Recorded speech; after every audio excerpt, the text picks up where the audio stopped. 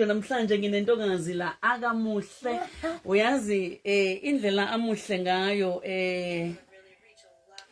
angazi noma siyazwakala yini indlela amuhle ngayo ungathi marshmallows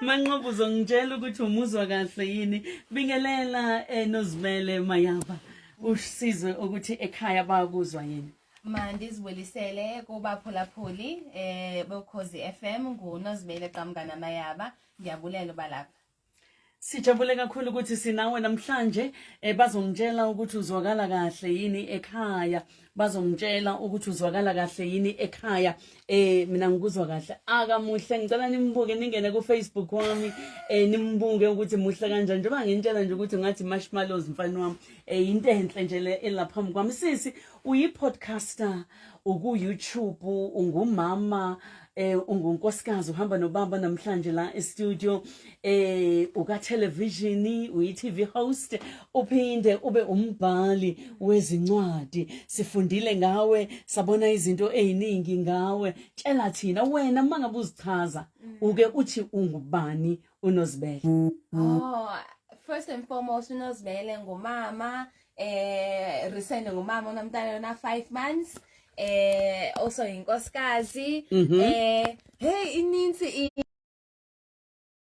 Bongela ukuthi unomntwana omuhle omncane muhle njengawe naye yes sisi thatha mina ubuyele emuva ngoba abantu abaningi bakwazi njenge activist uma ngabe kuza ekukhulumeni ngezinto eziphathelene neHIV isithombe abantu abanaso abaningi ngeHIV ukuthi we uma ngabe nginegciwane ngizogula angikwazi kuba muhle kanjena ngibe nginegciwane sikwazi ukukhuluma ngalo isikhathi esiningi angiqale la yini yakwenza uthatha isinqumo sokuthi ngizokhuluma ngeHIV Hey mandibuyisele kancinci emva I got diagnosed ngo 2013 I was 21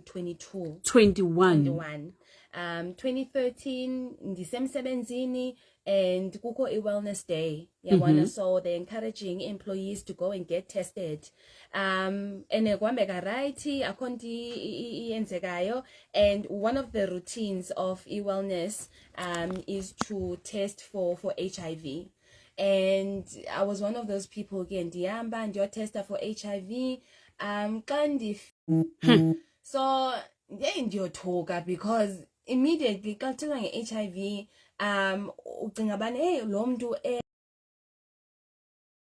hayi nese ungacingi bana ndingumuntu ophandle apha ohambe dlala I'm only you know I have only one boyfriend so angomuntu ustowed so uyazi bana angomuntu uhambe edlala into wrong 21 I'm 21 ngalesi sikhathi une boyfriend eyodwa A1 ukhule kanjani njengomntwana okhulela ekhaya ngoba abanye bekunalesi sithombe eminyakeni edlule ebesiqinile kakhulu ukuthi umuntu othola iHIV umuntu okade ngasiphethe kahle umuntu okade ganga ehamba enza izinto wena uno 21 ngesikhathi uthola ukuthi une HIV ukuthi ekhuliseni kwethu masimazi uThixo masimhloniphe sibe ngabantwana ba right but I think apha ekukhuleni kongoku xa uqala ubona izinto mosuyafika kwezinto ezinjena ngoku awukhose ekhaya 24/7 usemsebenzini kini uyambona nanku umfana kutena ngathi umhle nje nomfana ke ngoku uyaqoma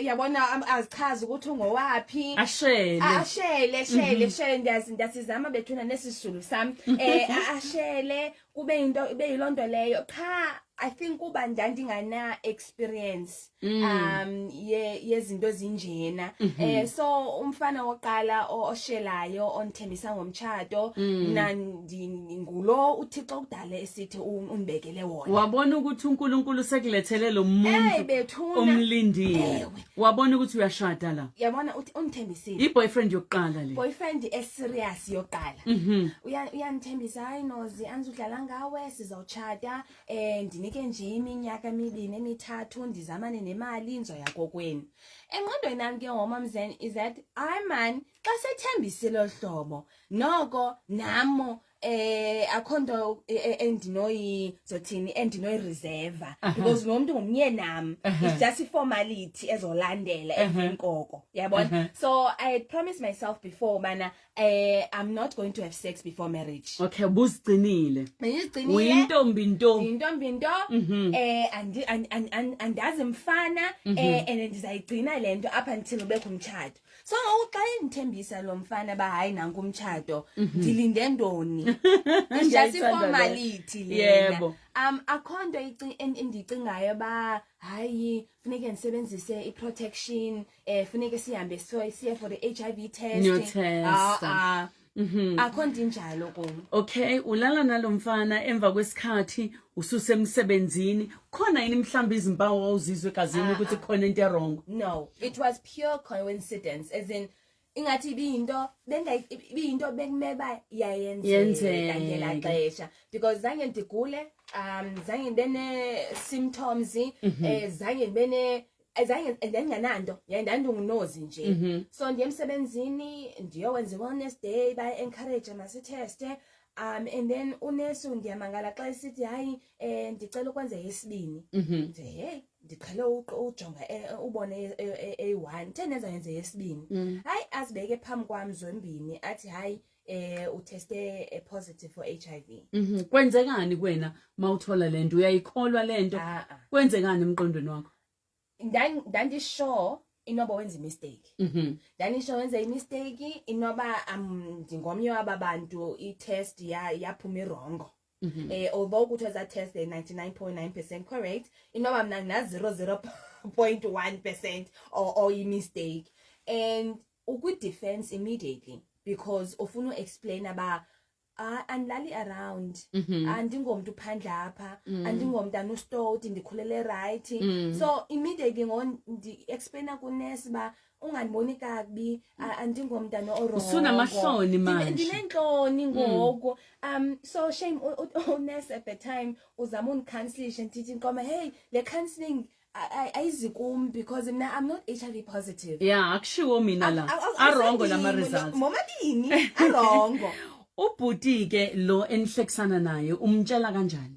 Sisebenza sobabini yena okwelinye icala mina nikwelinye icala immediately xa ndiphuma kule boardroom xa kusenzelwa khona le event ndiyamfonela hello hey ndisandosuka kulaa nto ye-wellness day bathi ndi-HIV positive wathocwaka wangaphendula akaphendule efonini hey but mos ndingumntu othethayo ondwebileyo yabona o-active so ndicinga laa nto ba okay mhlambi lelinye lela xesha ba I'm overly excited so yena ukhama uzama undikhama down but also ngelinye ixesha man ezindaba zinto ezinkulu yabona these are big news indaba eshintsha impilo yomuntu so andim-expect bana makabe quiet abe reserved wathi hayi ngizawuphela ndikufonela ngikwama hey understand but to cut the long story short dasa discuss about okay let's go and get now a second opinion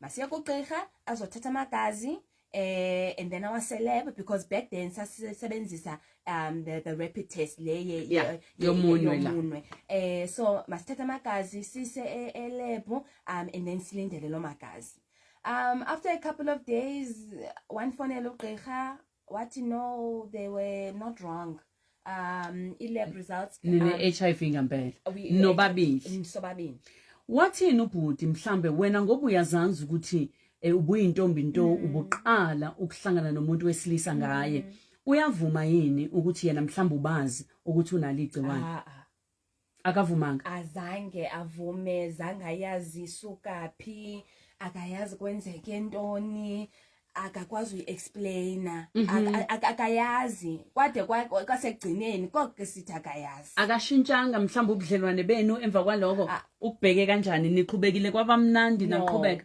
over time I think ngokwacaca ba hayi akhonto ishekileyo ngoku apha because eyam into mamzanele was that ndandicimba ana choice but to stay kulobu budlelwane because ekhaya ndandizoyika uyichaza so oyena mntu abona abantu babeyazi lento yayindim naye kuphela awutsheli umuntu uma ukhona ekhaya ukhona awumtsheli umama kuyaphela 6 years 6 years iminyaka ewu6 engayazi uhleli negciwane uphila negciwane le-HIV awumtsheli uma wakho uno 21 years 21 kulo 6 years awuguli azikho izinto ezikuxakayo. Let me make also le into very clear. HIV yatshintsha kulana sasiyazi ba iyo. Yabona thina back in the early 90s abazalwane bethu i-siblings zethu zasweleka sizibona zibhikile zishwabene babe bancane.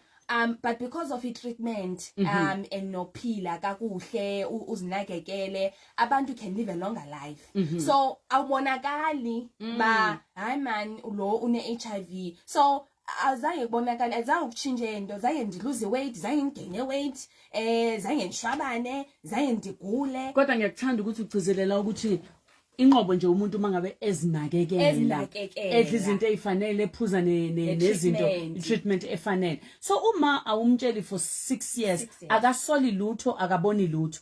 As umzali sikhuleke kumaxesha different. Umama angomuntu asikhulanga kwikhaya apho uzohlala nomzali. Umama ndisemoyika nangoku. You only take instruction emzalini ndiyamoyika. So it was not easy ke ndihlale naye ndithi hayi mama kwenzeke into enje. Umhlambi yena wayezibona impawu ba hayi man akakho right unozi but akade ayichane bana kwenzeka ntoni. But ndicela ukuchazela istory esihlekisayo. So one time I think ngiyaqala treatment 2017. Okay. 2017. So endlini ke mamzane uzawuyazi endlini akho akho migwaqo asente kuba akho privacy. Yeah. Indlu yakho leya. Yebo. So bawufuna ungena eroomini yomuntu uzawungena eroomini. Mangifuna ungena endlumini yendodakazi yami ngiyangena. That's okay. So umama ke ngomuntu kanjalo ngenza mistake ngenye imini ndithatha ipilisi yami ebusuku just before ndilala. Cha caba A1 yawa phansi kwebed. Ne? Okay. Following day ndiyaphakama mina ndihamba. Umama uyandifonela nazi ma into nepilisi ndiyibonile yapha phansi kwebed yakho. Ndithi ke ma ipilisi yantoni? Athi man ipink enibhalwe H. Ipilisi yantoni? Now ngicela uyenza clear ba umama akakho educated akafundanga. But unela ngqondo yemvelo. Very bright. I think umhlambi bawaye esikolweni wakude. So uthi ke ubana wayesebenza also esibhedlele ecleaner esibhedlele. So and it was a TB hospital. Okay. So amapilisi HIV kushuthi wayewabona TB hospital. Correct. So uyabuza ngoba ipilisi ntone ipink enibhalwe H. Ndikama ke man and wena ufuna ntone room nami hayi ndiphendule ipilisi ntone ndithi man ndandisebenzele NGO ke ngoku ndithi man izolo bengisemsebenzini so bekhona iclinic phaya emsebenzini so bendibonisa visitors different appeals esinawo so mhlambi inoba ndiyithathile le pilisi ndayifaka ebrukweni okanye empokothweni so inoba yiyo ke ukuliphansi kwebed ngoba ndikhulula izolo ndizolala ufuna ntoni eroomini yami but abanye abantu xa ndisibalisa ezi story bavele bathi mhlambi ilalithuba lokuthi mchazele uma but ugcina umtshela kanjani? Ngicina umtshela ngo-2019 from 2013 emva kweminyaka ewu6. Wathini ma umtshela? Sesimuvile singaba sebhayi eKabega. So sesimuvile ngosisiza kweqala ngenxa yomsebenzi eGoli. Yeah. So now sendiyibonile ukuthi uThixo ikhona into afuna uyenza ngesi story. Ikhona into afuna ndiyithethe. Akafuni ndigcine kumlento. Ndingumuntu obeliever kakhulu ukuthi akhonanye into yenzeka ebomini bakho uThixo angayivumanga. Kunjalo. Akhonanye. andikhatha noba imbi kangakanani akhonanye into uThixo okanye into eyenzeka ebomini bakho uThixo angayaziyo angayivumelanga. So umthandazo wami uthi Thixo ufuna ndithini, and yayi clear from the start ndifuna uthathe esi story sakho usise ebantwini, take it to the masses. Kandithi ke ngoku Thixo wami ke ngoku kaloku ayisondimndedwa kwesi story, ndiyeke mna mhlambi ndingasenza, I don't know, but ngoku kumzali mangabe ngiphumela obala mina ngitshela abantu ukuthi ngi-HIV positive, umzali mhlawumbe uzophoxeka, abodadewethu nabafowethu mhlawumbe bona bazoba namahloni baphoxeke, manje ucabangela wonke umuntu. On top of that ndingumakoti omtsha, ndino in-laws ngoku. Okay, so, imake usunumakoti omusha kuphi manje? Usuthola omunye umuntu. Sengithola omunye umuntu. Okay, so nihlukene naloya. Sahlukana wadlula leminyaka le wathola omunye umuntu. Usumakoti, but la umthole khona lo umtholile uyamtshela yini ukuthi kunalesi simo? Inoma sadibana ke airport. Yeah. Hayi ubhuti ke wabona intombi enhle. Wabona intombi enhle pink. Pink efana naleyo sweet wami. So sathetha ke ndaqoma mandingayenzi kude lento, mandimchazele ababhuti ke ndisuka apha mna and HIV positive, kwenzeka le nale nale nale. Wathini ubhuti? Ko throughout le conversation yethu oko bendithetha zange atshintshe ebuso, zange afrawune, zange ajike. Uyambona mos umuntu ku body language ba akakho comfortable, zange ajike.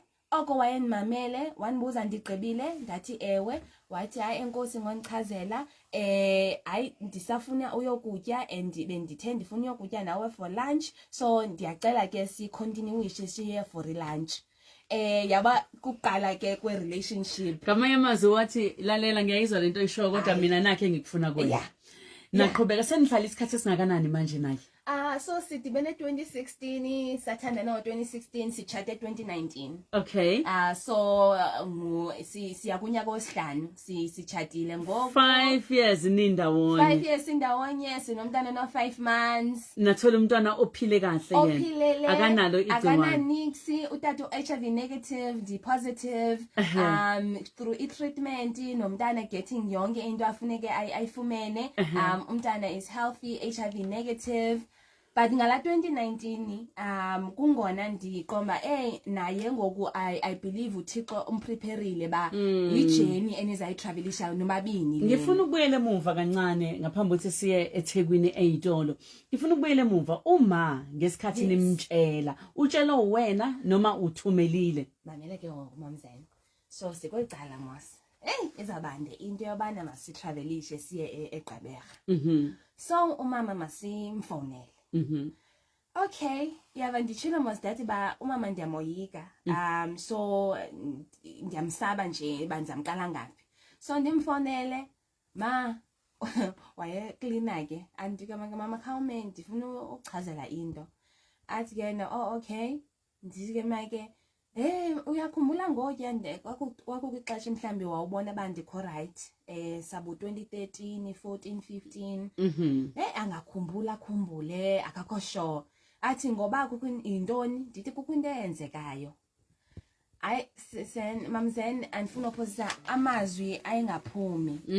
Shame wazama yena ngandlela zonke bamanthethe but ayengaphumi bamandizawuthini. So ndathi mama ndizawuphinda ndikufonela. So ndafonela ubrother wami, ndino brother wami omdala kunami. Ndandimchazele eqala ke yena. So xa umama uye wafonela yena. So umama xa uyoyika ngoba kwenzeka ntoni. Malathi unozisana ufona apha. Uthi bayikho into efuna ndichazela yona. Cha kade ayichazi.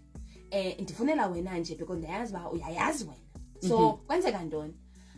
Umalathisi ubrother wami ke wamchazela ba unozi uphila nentsholongwane HIV.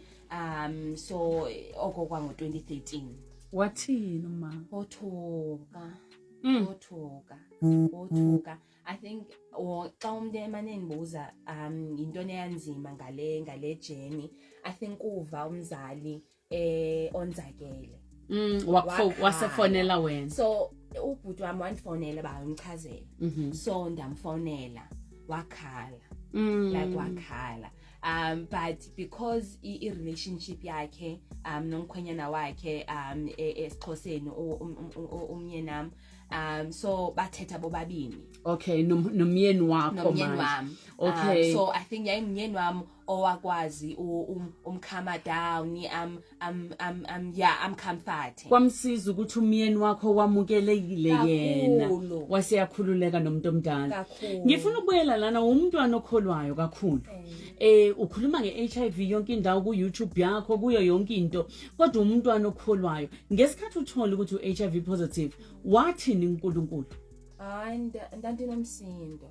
Wawudiniwe kakhulu ubona ukuthi uNkulunkulu kulahlile and naxa mhlambi umuntu esithi bana hayi nozi uzoba right ndithi nizoba right nini and xa umuntu esithi bana hayi njengoba nisitsho bana yonke into yenzeka for isizathu but kutheni ezanithemba kangaka nje ndandimncinci 21 mhlambi yayenzeka ngoku sendimdala 32 33 ngiyakubhetere because noko sendimatured sendimdala noko izinto ezininzi sezenzekile but umntwana 21 22 it was a lot. Kufike nini la uthi khona uNkulunkulu ufuna ukungisebenzisa mina lolu daba lwami njengoba ngingene la yingoba uNkulunkulu ufuna ukuthi mina ngibe ithuluzi elizohamba likhulume nabanye abantu nge-HIV ukuze bazi ukuthi okokuqala kuyaphileka ne-HIV usizakale la emqondweni. Okwesibili ushadile umuhle uthola nanomntwana manje uthi uno 5 months akanalo futhi igciwane. Kube yinini la uthola khona lento yokuthi yazini uNkulunkulu ungibizile kahle ukuthi ngihambe ngikhuluma ngalento? Mamsen nasekudinweni kwami uNkulunkulu nakumsindo wami bendinawo but kukho into zangichinje andiyazi enye into ngaphandle koNkulunkulu. So nasekudinweni ndandithandaza ndimchazele ba ngizawuthandaza kodwa ke ndikudinela kodwa nje nomsindo. Kodwa ufuna nithini? Ufuna ngenzeni? Ufuna nithini? What do you want me to do? And it was clear from the beginning but ndandisoyika. I remember ndithandaza ebusuku ndanikhala ndithandaza and ndafunda iscripture and istory sika Joseph. How uJoseph wa betraywa ngizibrothers zakhe. But into endithandayo kula verse xa obhuti bakhe bebuya bezocela uxolo uthi Joseph akadinwanga or akanamsindo uthi kodwa Joseph subana sanibana wari nina enikwenzele ukubi uThixo kwenzela okuhle ukuze abantu bakhe basindiswe. Yabona ivesi eyangcinayo kule minyaka mingaka ukuthi umhlambi yena umfana lo wayesenza okubi kodwa yena uThixo wenze okuhle ukuze abantu bakhe basindiswe. Uke waphinda wakhuluma no boyfriend loya? No, aniphindanga nakhuluma. That was it. Uyazi uma ngabe kwenzeke into enjengalena abantu abaningi ukuze umuntu ethi mhlambe ngangifisa ukuthi ngelinye ilanga athi mina ngiyaxolisa. Wena wake waba na into enjalo? Yayikhona eqaleni mamuzeni ne but uThixo wanilungisa msinyane because inenzekayo ndandingafuni uredirector healing kaThixo ndise kuye. Into eniminishayo is if wayezile wayezoxolisa ndandizobulela yena ukuthi bana hayi ngoku ndahamba ndahilisheka because uthe xolo. uThixo wambamba la xolo ukuze ndifocuse kuye. So akaxolisa azange axolise. Ndithi naxa ndifikelela kwi stage apho ndihilishileyo ndi-right ndimbonga ndithi Thixo nguwe owenzileyo ayisongumuntu. Ayisonguye nguwe owenzileyo ukuthi manibe lapha. Mawuqala ukukhuluma kubantu phuma ubatshela ukuthi mina ngine-HIV ngiphila negciwane lengculaza uyobaqwashisa abakubheki nje abanye bathi hayi udlala ngathi ke wena. Hayi kakhulu. Even namhlanje even today basho njalo because isociety okanye apho sihlala khona image HIV iseleyaya sidala sicabanga umuntu ozogula ozoba mubi ozozaca kwakukho ishow ndandiyenza called Yes I Had HIV apho ndinceda abanye abantu to disclose i-status sabo kwi-families.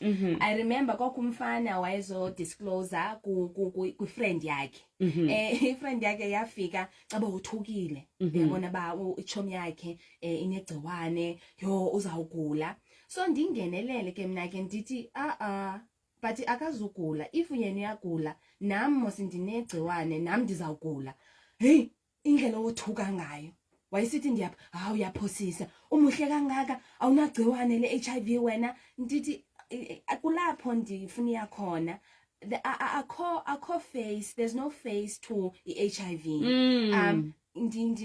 This year ndigqiba 10 years.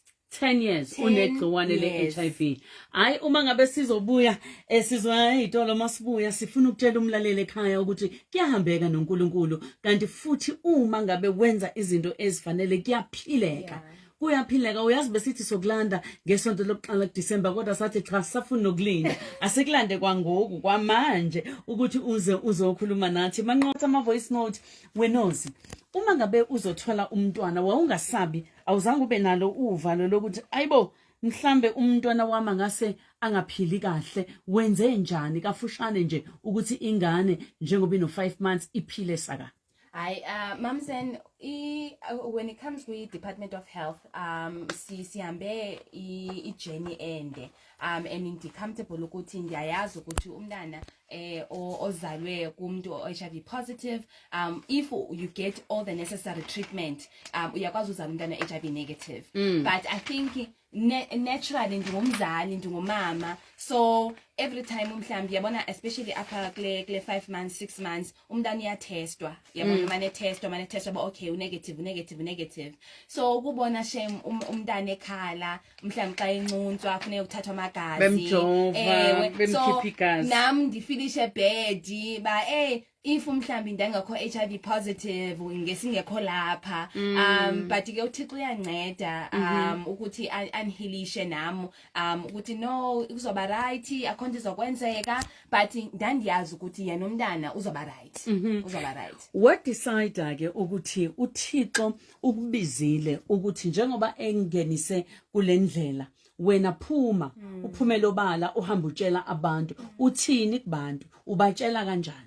Eyona nto ndandiyithetha also xa ndithandaza ndisithi Thixo eventually ndiyavuma whatever ofuna ndiyenze ndizayenza ndiyavuma kodwa ke ndiyacela lungisa inhliziyo zabantu aba bantu nithumela kubo ndicela ulungisa imihlaba yabo ukuze yonke into endizayithetha kubo bayamkele ngoba ku right xa enguwe wedwa okanye nguwe nefamily yakho but then xa ngokuphuma ngapha kwefamily yakho siye ebantwini awuyazi abantu baza aggressive njani kodwa uThixo nami wayesendixhobisile xa esithi nizoba nawe and ndizakuchazela ba uthini I will tell you what to say imini ngizokunika amazwi zakunika amazwi ozowasho kuba uyakhumula ebiza uMoses esithi uMoses ndiyathintitha andikwazi uthetha nginamalimi ndithini but uThixo wathi nizaba nawe ndizakunika amazwi othetha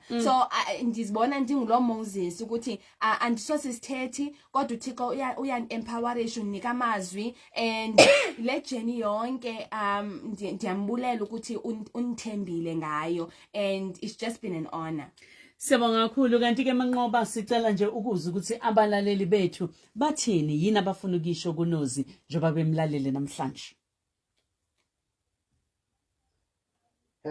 #eshilo mamzanele angibingelele lapho nino dadewethu uNozibele ngithanda nje ukuba strong kwakhe noma lubhlungu uhambo lwakhe kodwa ukuba strong kwakhe ngiyakuthanda uNkulunkulu emphile amandla ngoba uNkulunkulu kuthiwa akakunike umthwalo ongaphezulu kwamandla akho futhi uNkulunkulu kuba nezinto ezibhlungu nezinzima azozifisela kwabanye abantu abastrong ukuze baphilise abanye abantu bebalaphe ngokomqondo so nje ngiyakhuthazeka ekutheni wonke umuntu ongazithola ekulesimo sikalo dadewethu angakwazi naye ukubona ukuthi kuyaphileka naleli gciwane, futhi okufanele sikhuthazeke sonke ukuthi njalo sihlale siye kozihlola igazi ukuze usheshe wazi ungakaguli makuwukuthi sekukhona okusegazini. Sengathi usisi angaphila abe nempilo ende. Ngiyabonga uphethe umzobo wasebhangeni ePort Danford. Angibingelele emsakazweni omkhulu ngempela. Ingaluza uhambo lukaSisi, ayinzima kakhulu uhambo lukaSisi. Owathola isifo esincane kangaka. Kodwa nje sibonga isibindi sakhe nanokuthi ayangathatha inqumo ezathela ukuthi impilo yakhe mhlambe ayithathe.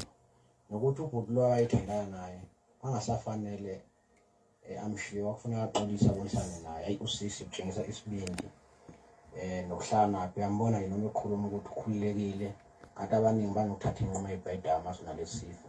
Angibona umuntu ngosikasa rwenda nasemuzana. Ngibingelele mamzanele Mbokazi. Tilo na Mbokazi, ukuthula Makwande studio. Ugogo Mangcobo okhulumayo. Ufuna ukuthi kunozi eyokugcina ledlalayo. Sure. nabanye bebengafunda kuyena ikakhulukazi abantu abasha. Ngoba lamagama awakhulumayo okahle umntanakho. Amen.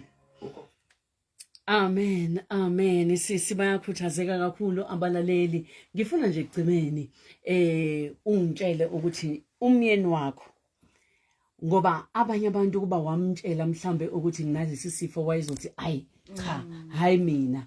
Akumyeni wakho sabukutshela unkosikazi wakhe, sabukutshela intombi yakhe kumbe isoka lakhe. Uthini kubona ekhaya? Mamzanele mina xa ndiyijonga ndibuyela umva ndiyazisola because ndahamba le ndlela ndindedwa. Ngoxa senimchazela umama wayebhlungu, but ndibona ubuqaqawuli bakaThixo ukuthi bana umama if ndandimchazele ngoko noma wayezoba mhlungu but wayezonsaturally izakwenzeka lonto, but bathembe. Like uyayazi family yakho ne, but bathembe.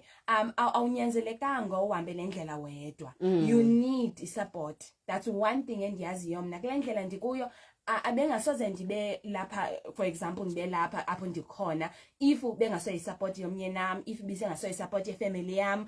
Ngabo abandigroundayo, bandakhayo, abandikhuthazayo, abayi-understandayo ukuthi bana wethu funeka uthethe nabantu, abantu bakujongile, abantu are learning, abantu bayafunda kuwe, so go out there. So usukoyika, mthembu uThixo at the end of the day uzawuzisa abantu apho abazocomplimenta le journey yakho. Uzokulethela ama-destiny helpers nabantu abazokubamba ngesandla. Nozi, siyakuthanda kakhulu, siyabonga ukuthi ube nathi namhlanje. Tshela abantu ukuthi bakuthola kanjani uma befisa ukukumema kumbe befuna ukukulandela. Okay, if bafuna unimema, i-email address ngu contact@noziqamngana.com, contact@noziqamngana.com. Banganilandela kuma socials, ku Facebook ngunozibele mayaba, nozibele mayaba, ku Instagram and Twitter ku @noziqamngana. @noziqamngana. Siyabonga kakhulu, sibongele nakumkhwenyana ukhona la e-studio namhlanje, usibongele nakuyena nakumuntu uza wakho omncane, usibongele kuyena. Siyabonga kakhulu. Nginibingele bafika kuzo zonke indawo la kuhambe kwafinyelela khona lo mbukiso, lapha khona besibona khona umama uZanele Mbokazi ekhuluma khona nenkosazana, ichaza ngohambo lempilo yayo ukusukela eqaleni ukuthi ikhule kanjani, kwenzeka kanjani, igcine isiyithola isinegciwane nokuthi yamkela kanjani, yazi yafinyelela nasekuthenini umuntu eshade naye njengamanje ongekho positive yena o negative, kwenzeka kanjani bagcine beshadile nokuthi bagcine bethole ingane enegative. Njengoba sazi ukuthi kuke kwaba isihlava esimbi eNingizimu Afrika ukuphila negciwane eminyakeni eminingi edlule. Abanye bebengafuni ukwehlanganisa nabantu abapositive, abanye kunenkolelo nje umuntu abanekhaphi yakhe, nabanye babebulawa mabephumela obala ngegciwane. But lapha siyabona ukuthi singasho sithi sokukhona ukushintsha nake ebantwini ngendlela abakholelwa ngayo kwigciwane, njengoba abanye bevele bephumela obala manje sebekwazi ukukhuluma, kubona sebephile iminyaka emengaka negciwane ukuthi benza kanje. Njengoba simuzwa nje lo nkosazana lolu hlelo luvamise ukudlala ukulithi uhambo lingena njalo ngamasonto Ukhozi FM kuze kushaya u-12 ushayela uMamZanele Mbokazi. Walanda ama-guest ehlukene achaze ngey'mpilo zawo nohambo lwey'mpilo zawo ukuthi kwenzeka kanjani ukuthi babe kwizimo abakuzona. Ngaphandle kokukhulumena nawe asihlangane ku-comment section sive uvo lwakho ukuthi wena uthini. Ungakhohlwa ukusubscribe. Danke, siyabonga.